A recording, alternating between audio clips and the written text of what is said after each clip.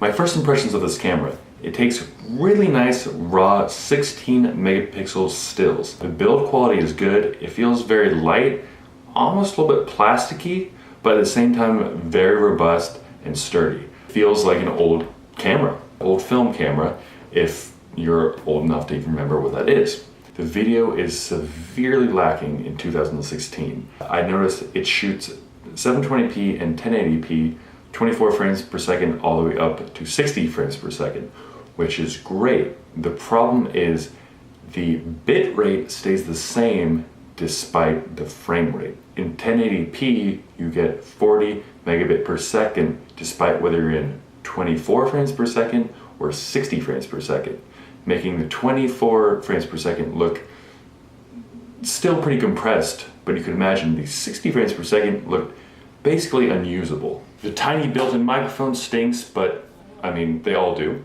In comparison, this is what it sounds like to speak into an iPhone, given I'm much closer to this microphone than the camera.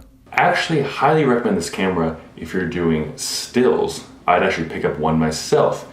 But if you're going to be doing mostly vlogging, like I do, or any other sort of video, I just could not recommend it. Even if you plan on uploading in 1080p, I'd still recommend a camera that shoots 4K, because the 4K downsamples to a really, really nice looking 1080p. And yes, the continuous autofocus does work with the stock lens. This camera's sensor has line skipping.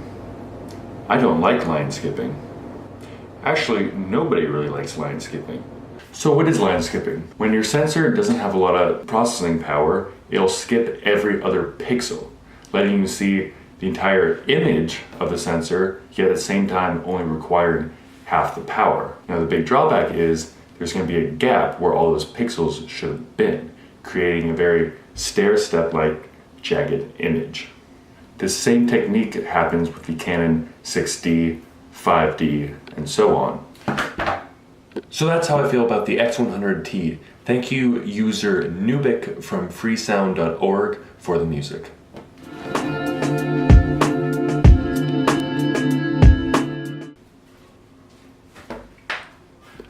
I just realized I shot that entire video at f2.0, which may be the reason why the video quality was so soft. So this is f4.0.